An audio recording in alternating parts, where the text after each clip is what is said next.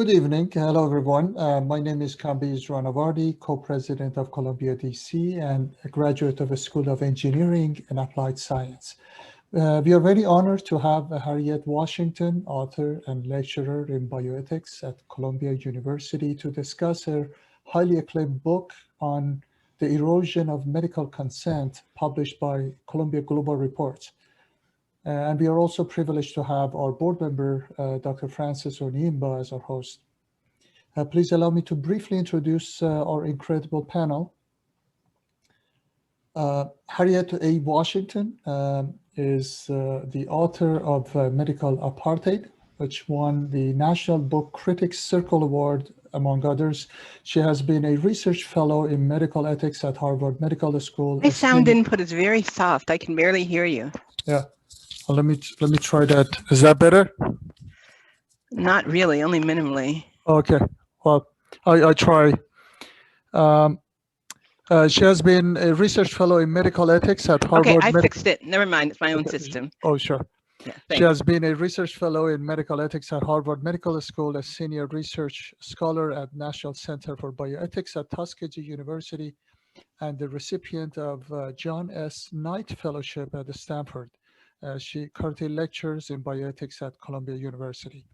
Her other books include A Terrible Thing to Waste and Infectious Madness.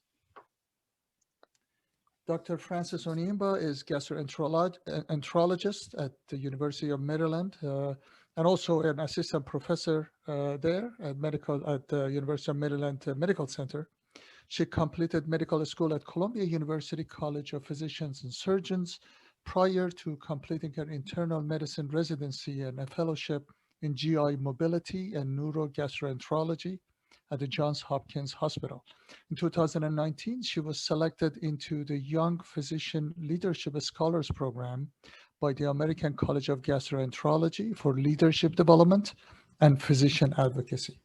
Without further ado, Frances, take it away. There we go. Now you can hear me. Makes it more interesting. Thank you for that introduction, Kambiz. Harriet, it is a pleasure to speak to you tonight. It's nice to finally see your face and chat that way.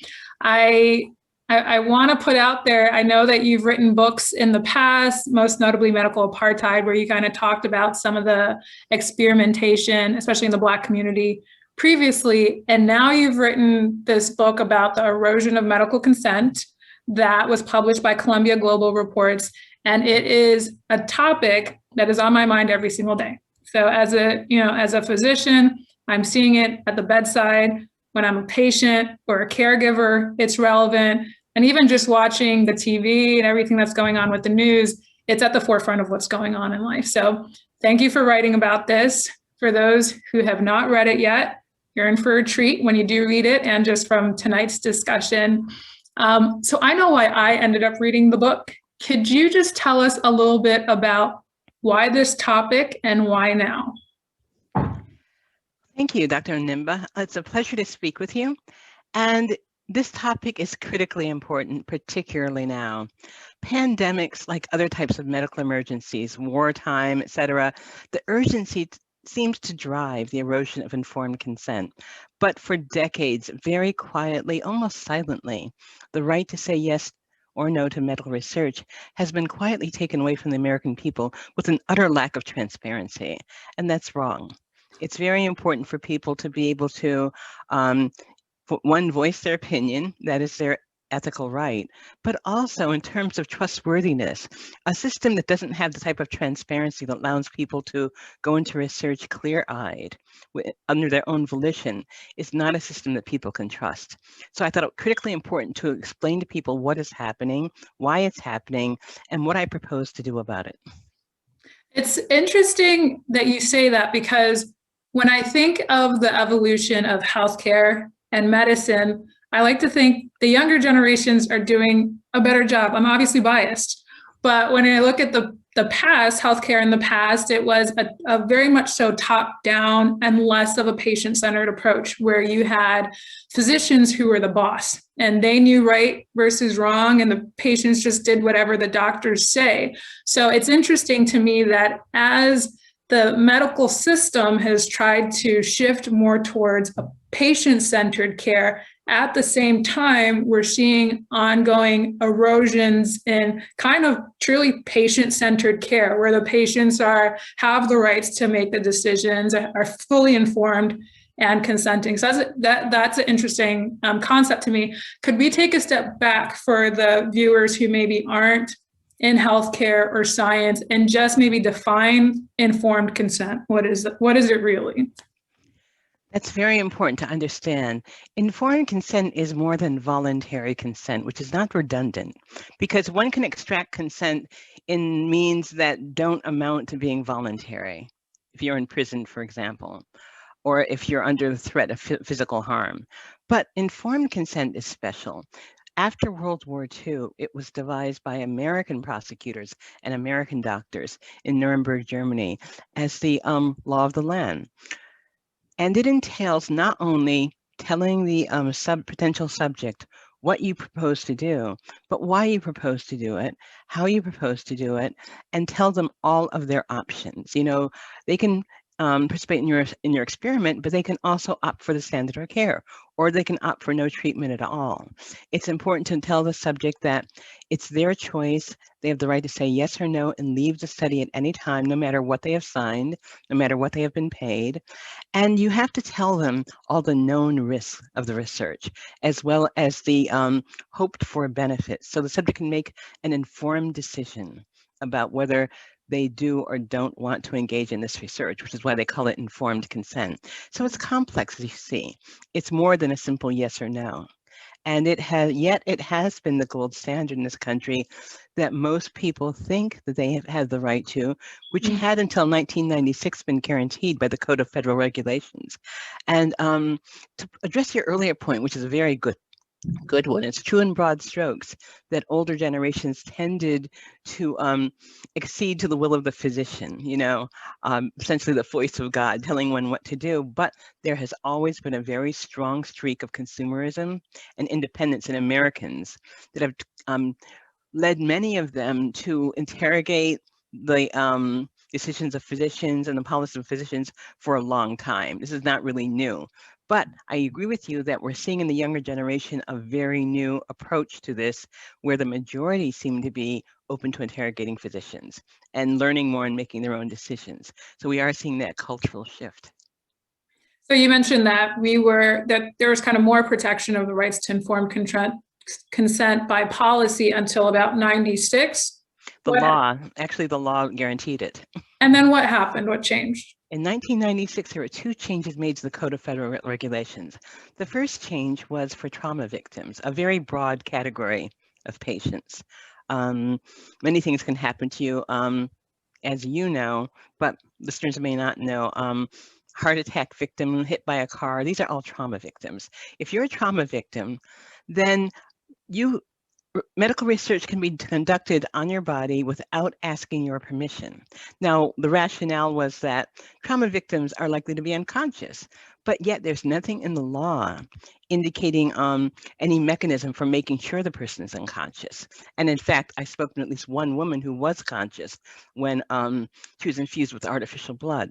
So that change meant that a wide swathe of patients could now be used in research without anyone telling them or asking their permission. The second change is smaller, but in a way more insidious, and that is the waiver. And waiver was written into the law, and it, among other things, it permitted research on people that was held to pose no more than a minimal risk.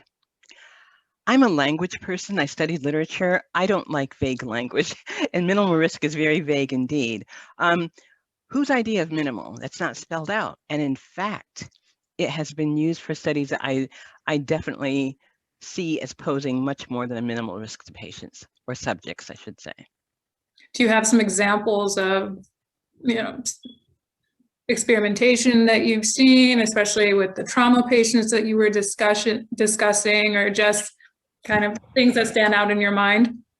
I have all too many examples, which fill the book. 2 or 3. But in terms of waiver, the waiver, I think the one that will come to most people's recognition is the ketamine studies. Yeah. Elijah McClain died, after being injected with ketamine by ambulance attendants, not physicians, as part of this waiver. It was covered by the waiver.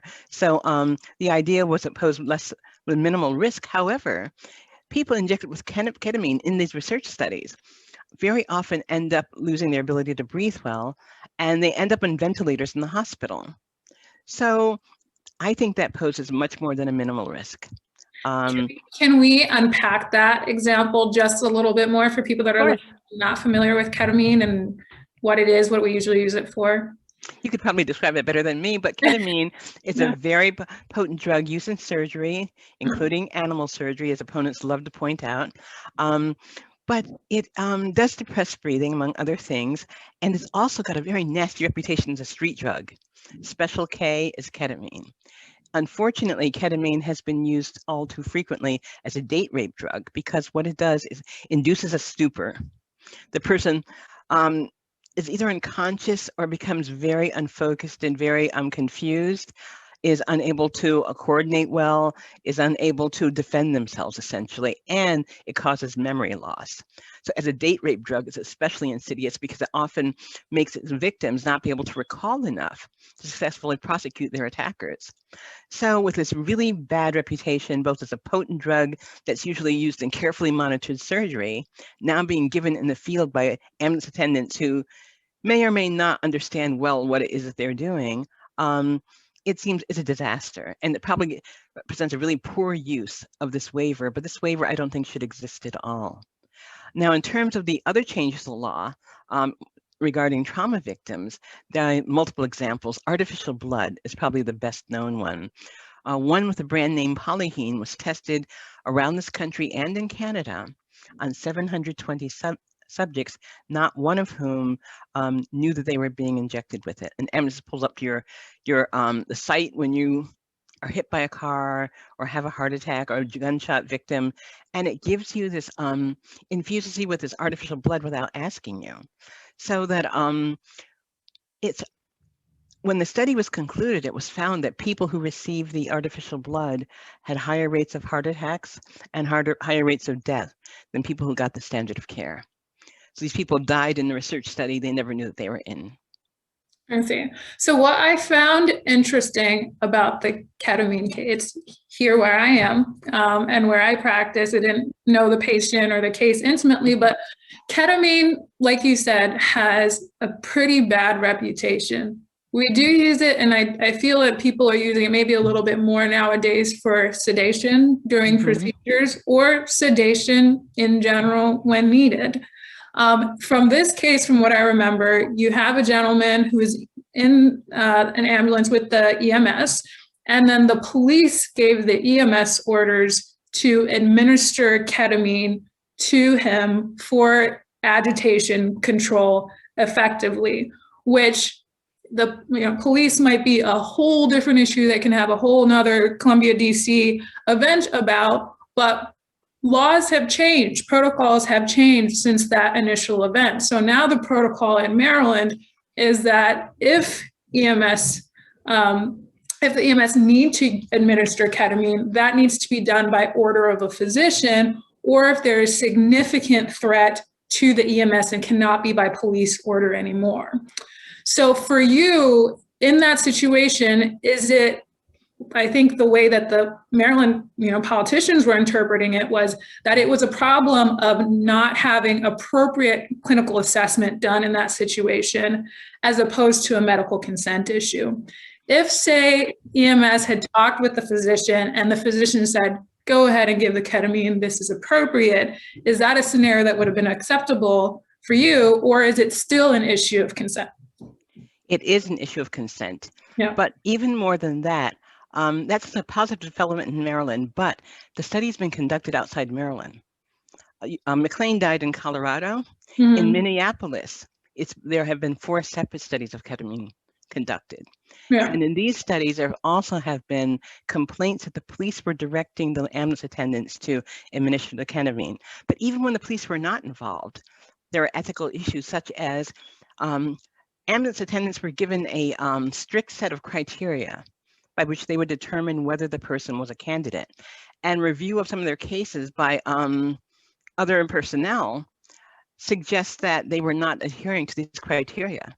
That instead of making sure the agitation reached the scale on which ketamine would predicated, they would give ketamine either because because they decided that they wanted to give it. In fact, in one lawsuit, the accounts by the EMS attendants were belied by the filmed record. So there are a lot of problems the way it's done. But even had it been done meticulously according to the regulations, the problem is ketamine approved for the indication that they're using it for? You know, it's approved for a lot of things, but is it approved to deal with aggression or you know, difficulties in the field, on the street? It's not. So because it's not approved, that's experimentation, and that is a different category than if you were simply treating someone. If you're a physician and you're treating someone in the hospital, then clearly it's a matter of your medical judgment, and permission becomes less important. Presence in, you know, clinical research and clinical treatment and medical research are very different scenarios, and consent varies according to the scenario you're in. I use the example in the book of a man who enters the ED clutching his chest, but then faints before he can ask for help. In that setting, he isn't given permission, but we don't need his permission. It's logical to assume that he wanted treatment. That's why he came to the ED. So in clinical settings where you're dealing with approved therapeutic and people who either ask for help or it's logical to infer that they want help, are very different from experimental settings where people have not asked for to be engaged in the research, and you're not dealing with something that's been approved as safe and effective for that indication. Yeah. So that, I think, is a good and interesting example of when we can assume consent versus not assume consent, right? Someone clutching their chest, coming into the emergency department, we all assume clearly they want something to be done. What other scenarios from an ethics standpoint would it be acceptable to? And the other key there is not only that they want the help, but that they are a patient rather than a subject. With a patient, the focus, the entire focus is on that patient's health and well-being. And so you're focused on what's best for the patient. You can't do that in medical research. You don't have that luxury. You certainly may hope that it's going to help the patient, but the patient's well-being is not the focus. It's not the goal of the research. The goal of the research is to perfect a modality that you hope will help other people someday. So that's a very different setting, and that's why people in research need additional protections. Great. So I'm hearing three buzzwords. Well, two buzzwords, really. Well, no, I'm hearing three buzzwords that I think are important to differentiate, because at some point or another, we're all going to be in this situation about giving consent. We might not read what we're signing, but at some point or another, we're in a situation where we're giving consent, whether it's for a treatment, a doctor's visit, a vaccine trial for our children, something or another. So I think it's important that we have our terms straight. So the one term I'm hearing is research. Another term that I'm hearing is experimental. And the third term I'm hearing is treatment, which to me as a physician are all radically different things that sometimes I think are used interchangeably. And then we get into some confusion about, you know, when do we have to consent? How do we have to consent, et cetera, for these different things. So going back to the ketamine example, so there you have from what you're talking about in the story, you have a drug, say typically, let's just say it's used exclusively in the OR or procedure suite to sedate patients procedurally. Now you have a situation where someone has decided we're going to give patients this medication in emergency situations or situations that we deem to be emergencies. And we believe that to be okay. What I heard from you was that we're doing experiments, right? So it wasn't treatment, it was an experiment because the indication was not there for what ketamine is approved for or marketed for. Is that correct? It's an experiment because we are trying to induce a change and then deduce from that change new information. I see. Okay. So that springs from Claude Bernard's classic definition of an experiment. You know, the semantics are very important. It's something I've examined in great detail. So I think you're very right to focus on words. What you call buzzwords, I call ethical precepts, but we won't quibble, right? Fair enough. We're talking about the same thing. Yes. And the reality, again, is the distinction between treatment and research, and is a very important one, and it has to do with the nature of the relationship. The same doctor may sometimes be administering to a patient clinically to help cure them, and then acting as a researcher with a different hat on, trying to devise a better treatment for certain types of emergencies. But in both of those personae, he's going to act in different ways. He has different responsibilities to the patient and to the subject. Correct. So let's say in a case, I'm gonna use a drug, I'm gonna call it drug X, and I'm a physician, and I have a patient who I deem this to be an emergency. What we've done as standard of care is not working, and without trying something different, I think that there will be poor outcomes. Now, drug X is not on the market for the indication I'm about to use. It's on the market, it's approved for something, but not what I'm going to approve it for. Now, say I've gone through the thought exercise to say, do I think based on physiology this medication will work? Yes, and I think it will work. Ethically, can I administer that medication? Is it an experiment or is it treatment? And do I, in that situation, need to get consent? It is an experiment, and whether you can administer it or not ethically depends. A very unsatisfying answer, but a true answer. Because, you know, some degree of variation in testing is inherent in medical practice. But the question is, when does that degree become experimentation? When are you no longer? And there are several criteria that one invoked to try to determine that. But one of the really important questions one has to ask are, first of all, one has to understand the difference between something being legal and something being ethical. Unfortunately, many of the things I describe in my book are legal. That doesn't make them ethical. So the amount of laissez-faire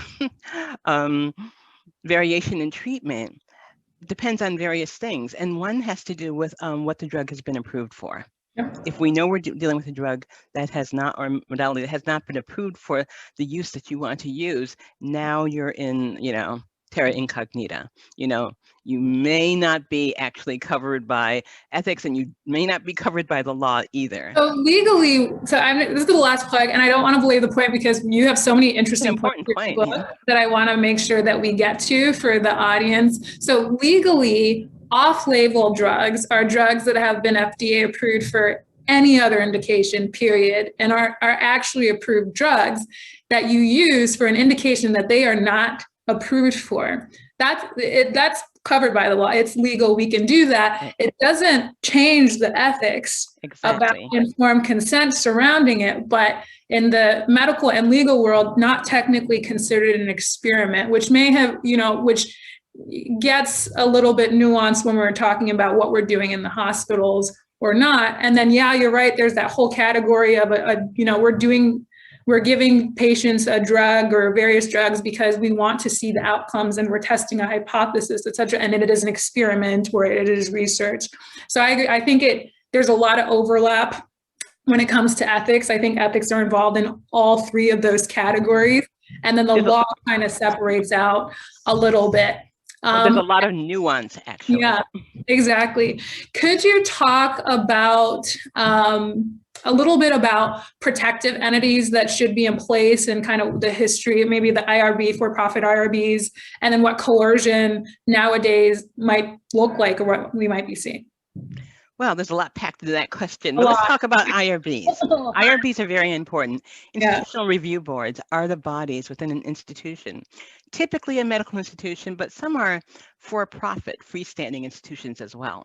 And what they do is they evaluate the protocol or the blueprint that the researcher is going to use to conduct their study.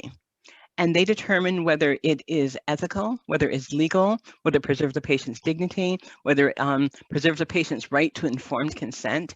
They look at all these different criteria to determine whether the study can go forward as it was proposed, or whether it needs some modification, or whether it should not be conducted at all. So on paper, This is painstaking work. It's a board of people. The size varies from institution to institution, but unfortunately, despite the fact that there is largely a group of people to debate all the points under consideration, it's also legal to conduct expedited reviews, which I have seen in some cases to only involve one person scrutinizing the study, which is legal, although I think it should not be. So one of the problems is that people point to IRBs to say that these groups will protect subjects. They don't have to worry about being abused in the research arena. But the problem is they have permitted many studies that were clearly unethical, sometimes frankly dangerous. And so they're not actually doing their job of protecting subjects also. Unfortunately, the composition is troubled in that, well, let's talk about, the for-profit IRBs. There are a number of these that have had that have been approving studies that should not have been approved, that were frankly unethical. Yeah. And although the law postulates that these IRBs will be monitored, there's no funding provision for that. So it ends up that you get very, very sparse monitoring from the outside of these boards. That means if you have an institution in which you have an IRB with people on the IRB who are very careful and meticulous and very protective of their subjects and very keenly focused on making sure that the investigators are conducting research properly, then you're going to have good studies approved. But if you have a board where people are not so meticulous, where people have, some boards are frankly rife with conflicts of interest, financial interest in the outcome of the study, for example, or that are prone to appointing expedited reviews with only a few people looking at the study, too few. All boards have the fallacy that the law requires only one exterior person on the board. So you've got, 10, 15 scientists and one lay person. The idea of the lay person being there is that person is going to represent all the people who whom the subject pool will be drawn. People who will end up being subjects for the study. They'll represent their concerns, their rights. But how much influence or leverage can one lone lay person have looking at 15 scientists? There's no way they can either convey their concerns effectively. Just simply not effective. It's a poor design. And I propose that instead of having one lay person, every IRB should be composed of half scientists and half people from whom the subject pool will be drawn. That gives us a better chance of having people to really voice concerns and questions and give input into the study. That will be good for everyone. It'll be good for the researchers because if you have a lot of lay people on the board, I think that will lower the resistance to the study when people know that people like them have had some input into it. I also think, and some schools have done that. I know Johns Hopkins has done that. It's a really good move. But most boards don't have that. And they end up with studies that are just not invested in by the laypersons. And I believe that is one of the contributing factors to the erosion of informed consent. Informed consent is expensive and it's slow. And it's much easier to conduct research when you don't have to adhere to it. And the corporations that fund the research vastly prefer non-consensual studies and fund a good deal of them. You know, I love that idea. I really like the idea of having representation of lay people on boards that are reviewing the study. And I wish we had a lot of time to dig a little bit deeper into that. But unfortunately, I know you have to go at 7:15 to attend the NBCC award ceremony. Yes, I'm giving the nonfiction awards. Yeah, and I want to make sure that we have time to get to some of these questions that are showing up in the chat right now. So I'm going to try to combine things a little bit as much as possible.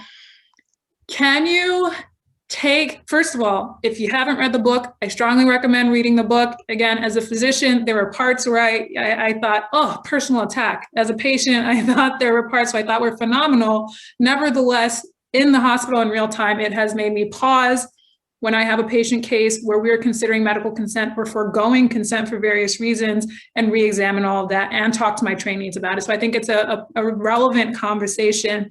Can you bring us now to the now? With COVID, the COVID vaccine, LiveAware Expo asks, how does this apply to the COVID vaccine, which is authorized under emergency use and is still experimental? It's very, very pertinent. For one thing, I think I might have mentioned earlier that urgency drives withholding consent. And the pandemic has been the epitome of urgency.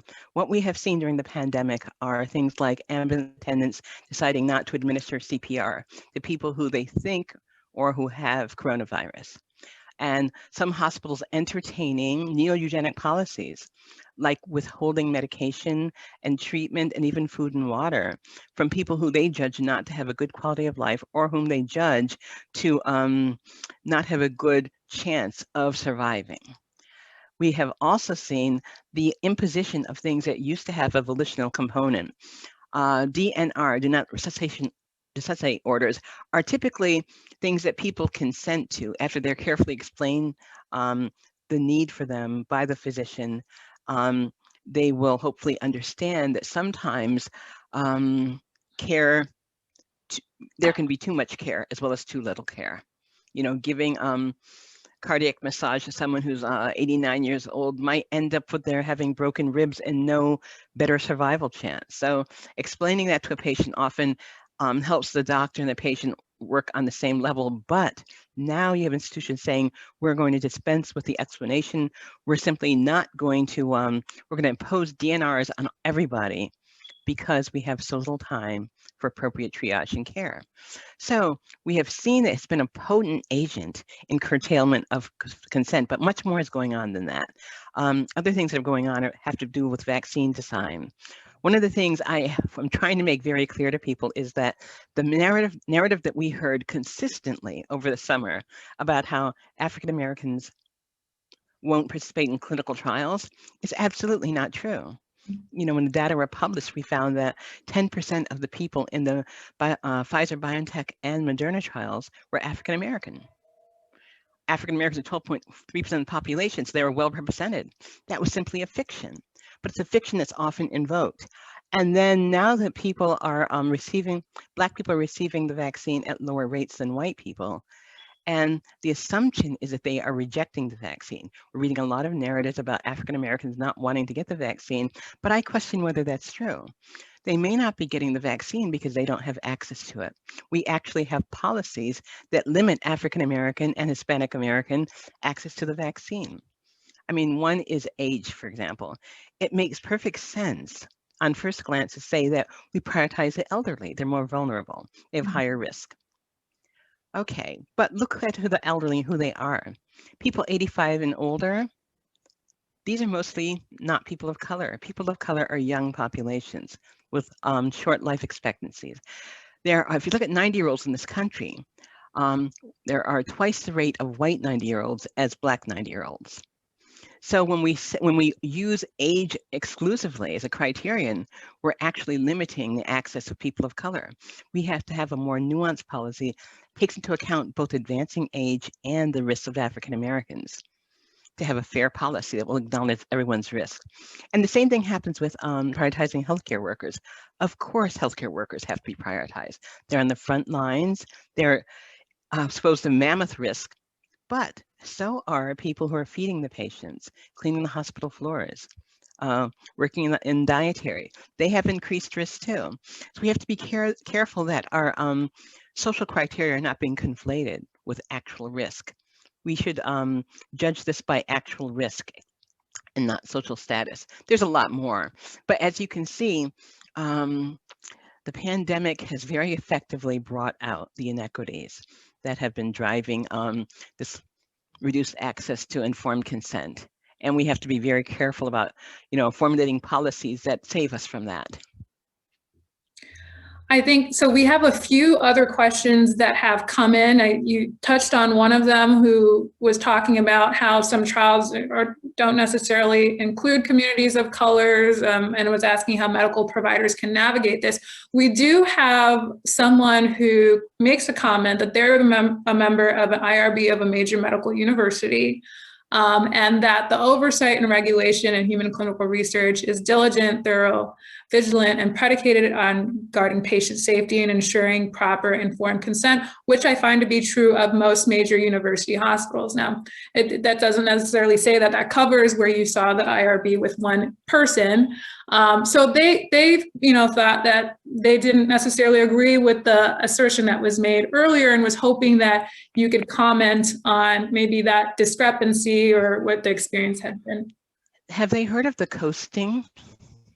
The government sting on the Coast IRB? I'm not sure. Why don't you tell I us? will spell it out for you. I'll be happy to. Okay. Okay. I think it's very important for us to understand that flaws in the system don't reflect on the personalities of the people who are part of that system. If you have a system with inherent flaws, they have a way of perpetuating themselves. So you don't need racists. You don't need people who are hell-bent on revoking people's rights. All you need is a system that goes along unchallenged. The Coast IRB system was a for-profit system, and the government was concerned about for-profit systems, and so they sent around a sting that basically was a proposal from an imaginary institution that wanted to pour 1 liter of a liquid into the abdomen of women undergoing surgery. They called it adhesive block. And they sent the proposal in, and it was rapidly approved by Coast IRB. Coast IRB was at that point the largest institution, for-profit IRB. It approved hundreds of studies every year. And in this particular study was incredibly dangerous, not to mention fictitious. But the liquid that they were putting into the women's abdomen was never described. And yet the IRB member said, oh, it sounds perfectly safe. We think that'll be fine. It wasn't described. The information that was, on the application was all fictitious, everything from the address. The physician's name, who was the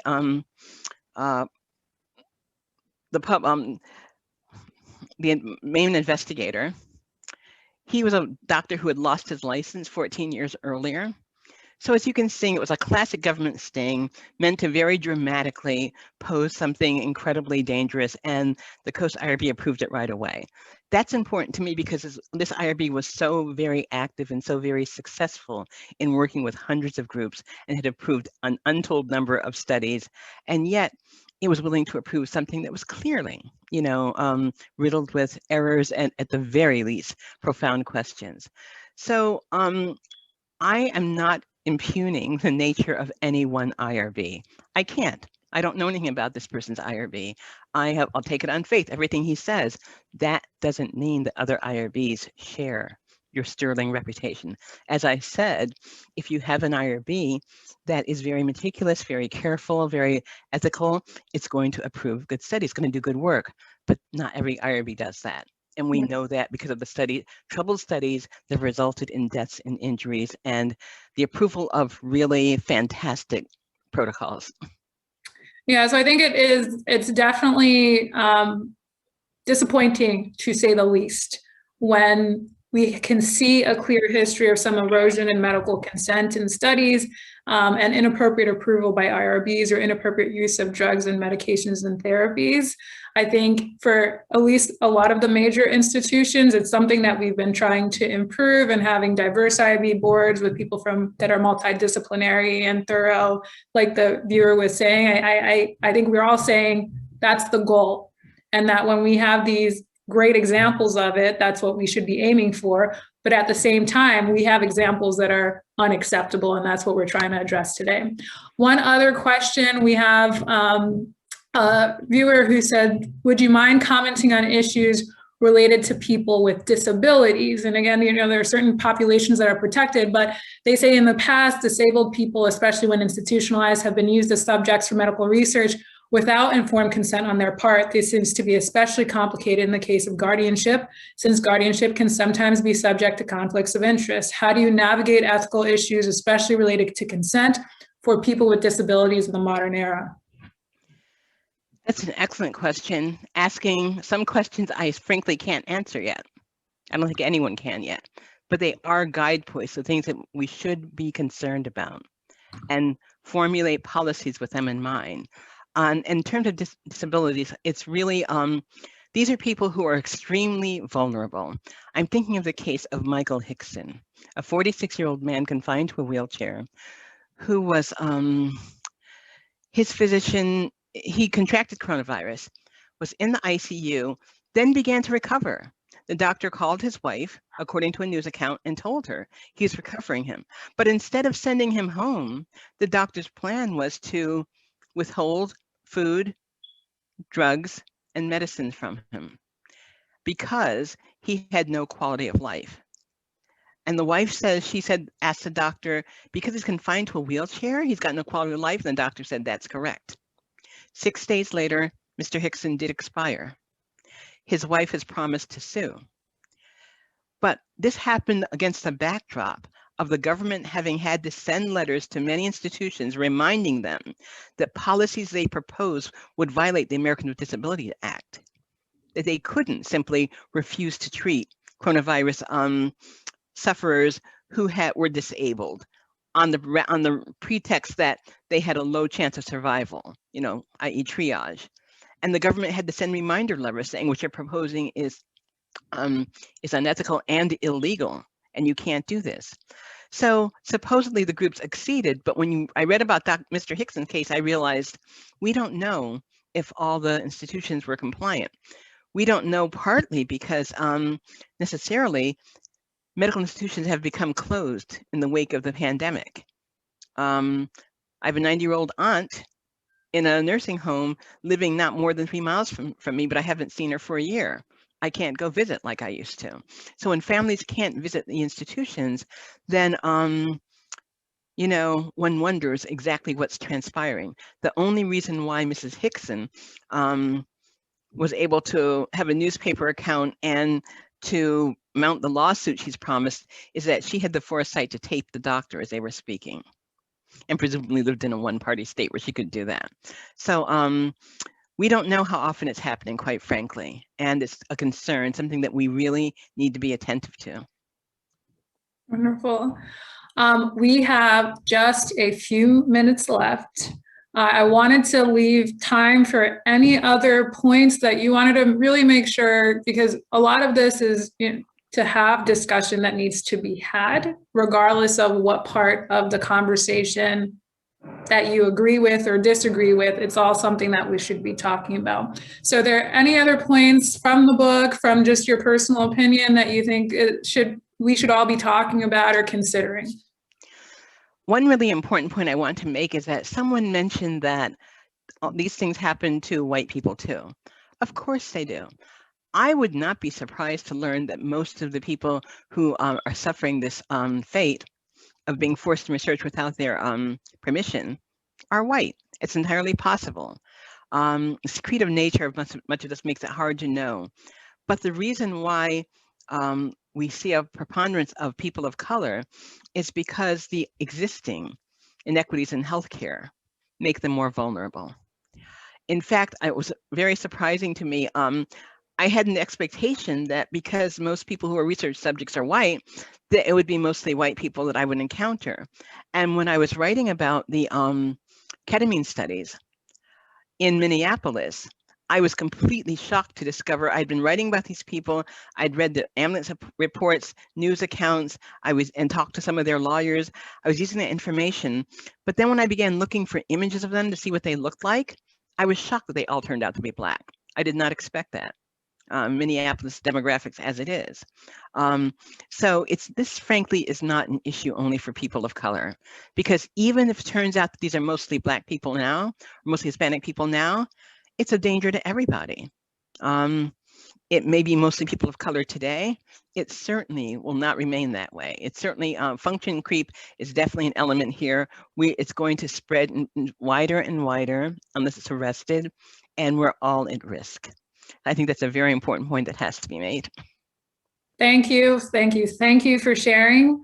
I wanted to say again, I serve in a community that has been very deeply affected by issues of experimentation and medical consent in the past. So I see the consequences of that when that goes poorly. I also fortunately deal with medical consent day to day, so I see the outcomes of that when that goes well. And the hope is that having these conversations and bringing them to the table can allow the outcomes and the situations to go well more often than not. And hopefully we can start shifting the dynamic and the history a little bit more there. So thank you for joining us. And I believe this is available as a recording for those who want to rewatch or have friends who maybe wanted to watch before. I don't know if we have other talks for you that are available. Someone did ask about where else they can see you do your wonderful speaking that you did tonight. Thank you. It has been a deep pleasure to speak with you. You're welcome. All right. Have a good evening. Good night.